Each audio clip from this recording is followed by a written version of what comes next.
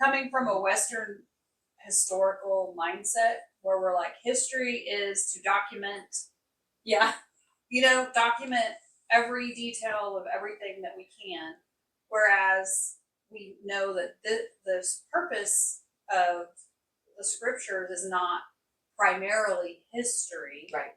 It's primarily to tell the story of the promise of Messiah and to overcome, sin problem. And so and that's something that like, it's just so hard to like get your brain out of the idea of like, why are these stories being told this way? And is it always chronological? Is it always to document specifics of genetics or whatever it is? Okay, when I'm reading this, what is it God's telling us about these people groups and their journey and how it relates to Israel and how they relate to one another? And then we go through it and then we see, like reading Joshua and Judges and all these things that are going on. Yeah, I think there's connections that are to be made. I think it's certainly a history book, but it's not a history book in the way that we're used to a history book being. But I always think about like the idea that like, this is his story, this is God's story, and he's the one who gets to tell it.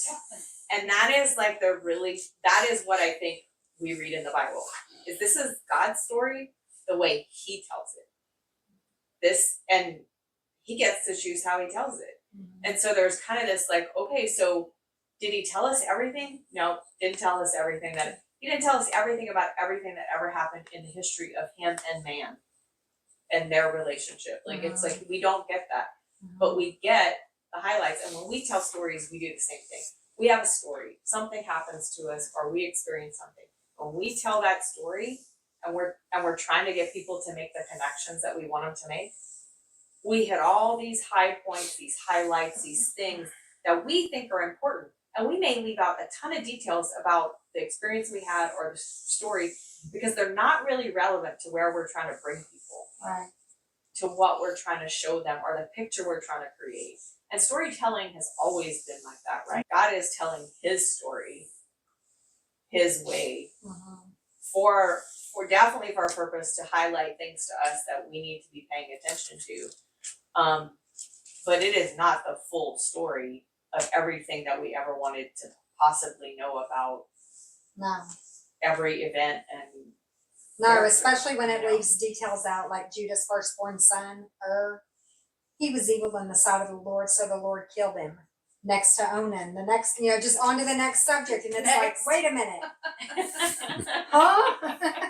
this is the God that let Nimrod live, what did do, Lord? Please, more details, no detail whatsoever. Exactly. So I also think that it was interesting, obvious that Abraham got a death of honor. He was buried next to Sarah where he wanted to be. And it just continues to highlight that he was righteous because of, he lived a righteous life. The way that he chose to follow God through really hard stuff. He chose to be obedient. Did he get it perfect? No, of course not. We're human. And I think what we see is like, he's got intention. Like he's, even when he's like saying, Sarah's my sister, it's like, he's obviously acting out of fear in that moment. But everything else, when he's not making bad decisions, like we see him, he comes back to God and walks with God. Like he's not just like going down a path and just like, never mind you. And isn't it interesting that Isaac did the same thing with Rebecca? Yeah. It's like that was a generational sin. She's his sister. Did he learn that from his father, or was it just iniquity in his bloodline that just came through? Because he did the same thing with Rebecca. Or just some similar insecurities that caused him to think that like, my wife is so awesome, they're gonna kill her. No, they're gonna kill me for her. I said the wrong thing. Yeah. My wife is so awesome, everybody wants her, right? And they're gonna kill me for her. And it's like, Jay's like, that was a completely irrational fear. And I think, like was this a common practice just among people that this would happen? Because I'm like, if it wasn't, then why would Abraham have feared this? Why would Isaac have feared this? And it's like, we don't get those answers, but there is a question of like, yeah, did they just have these insecurities that they had not worked through yet? I think that God manipulated Abraham and Isaac into thinking this way so that they could live out this prophetic thing about Israel. That's what I think. So you are of a Calvinist mindset. I think that Calvinists are not wrong about everything. Said it. I can't believe he said that. How did we get on Calvinism? Yeah. You're speaking I my was now. saying that I think that God manipulated Abraham and Isaac into this fear where they would do this thing that would be prophetic of God's actions with Israel later.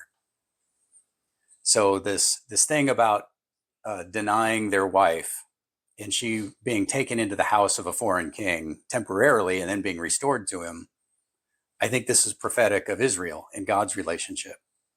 And God manipulated Abraham and Isaac into acting this whole thing out so that we would have a record of it 3 Manipulated? times.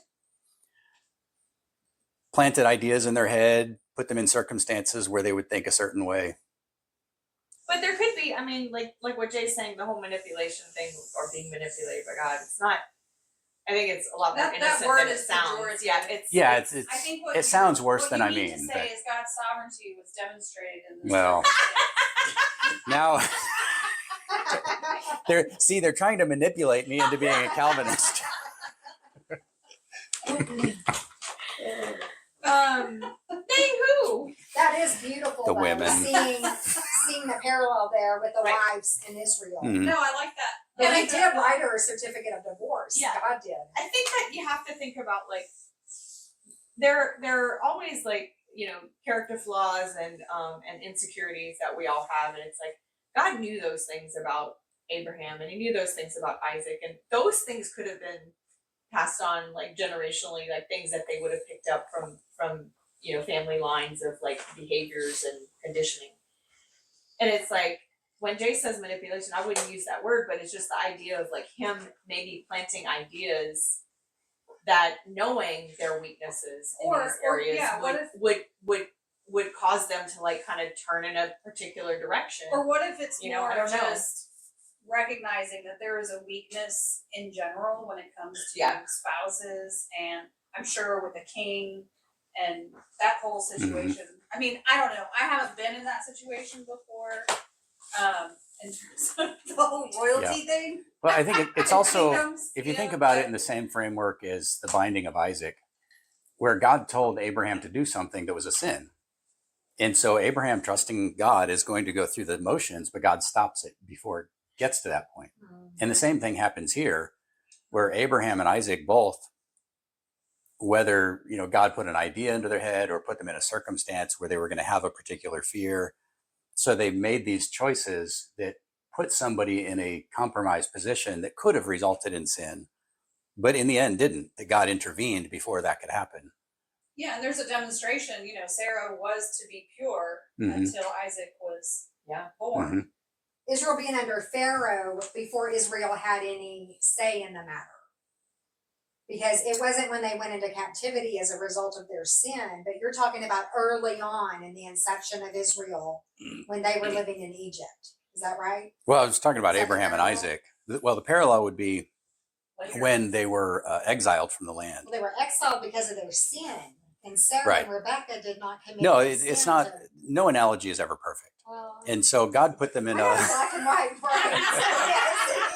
It needs to be perfect to be an analogy. Yeah. But that's a danger area because there are so many things where you have analogies, but they won't play out 100%. Right. And that's something to be really careful about in this walk. 'Cause You're it really saying is.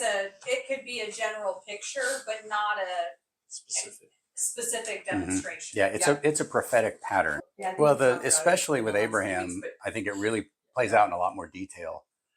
Where there are 2 times, obviously, when Abraham temporarily repudiates Sarah.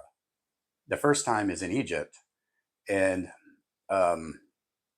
there are several details that I think is connecting that to the exile of Israel, the northern kingdom. And first off, there's a calamity in the land. Abraham takes Sarah off to this foreign country where he temporarily repudiates her, saying she's not my wife, which is what God said about Israel. And so she's taken into the house of a foreign king where she is oppressed in a way because she's taken away from her husband. I mean, she wasn't abused as far as we know. She's getting massages. Probably, yeah. Facials. Probably was. Pharaoh undergoes, his house comes under a curse where I think it just says that God sent plagues on the house of Pharaoh, which is much like what happened with Assyria after they captured and took Israel. Assyria came under plagues. They were attacked by Babylon, and eventually they were destroyed and taken over.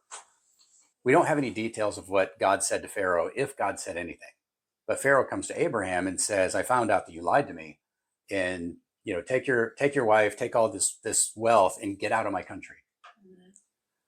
And so they leave this foreign king's land, which I think is like Israel essentially being scattered to the wind. They're scattered all over the earth. And the second time, and there being no direct communication from God, I think is connected to that also. And that will make more sense in a minute. Abraham's blessed in a way because he gains Yeah. wealth. He gains a lot of Exactly. wealth from Which Egypt is and a takes it away pattern with of him. Israel. Yeah, and God says eventually they're going to come back with all the wealth of the nations. Right. The second time was in the promised land. King Abimelech takes Sarah, and so once again, Sarah is temporarily repudiated, this time in the land, oppressed by a foreign king in the land, which is what happened with Judah. Babylon invaded, conquered the territory, and left them with a puppet king, and then came back later when they rebelled and wiped them out or took them off into captivity. But this time is also a little bit different in that God comes directly to the king and speaks to him and says, this man is a prophet. Right. You got to listen to him and let him go. So Abimelech goes to Abraham and, What have you done? yeah. And he says, yeah, what have you done? And he says, take your wife and stay here. He doesn't say, kick them Right. out of the land, which I think this is like King Cyrus, with God telling King Cyrus, these are my people and you need to let them go. And he says, hey, if anybody wants to go back to the land, to the land that God gave you, you're free to go. And I'm even going to send you money to help rebuild the temple and all this kind of stuff. So they were in captivity in Babylon, conquered by the king of Persia, and then allowed to come back to the land, which is why I think it connects with Abimelech, because he allowed them to stay in the land. Whereas Pharaoh said, get out of here. Yeah. Abimelech said, just get out of my house and stay here. Yeah. So there are several connections between those two, and I think they're both prophetic of the exile of Israel and Judah, just in different ways. Mm-hmm. And so then when Isaac does it again, what's that about? yeah, possibly it's the Roman exile, maybe, because Judah never really came back to the land. I mean, it was like 70,000 people came back from Babylon to Judah. And many more trickled back over the centuries, but most of Judah stayed in exile. I mean, they were scattered all over the Persian, Babylonian, and Roman empires. Well, Greek first. But then in 70 AD, they were sent into exile again. I mean, the partial return was then kicked out again. So is that why God did this a third time? Or is this just a recap of the same prophetic pattern? I don't know.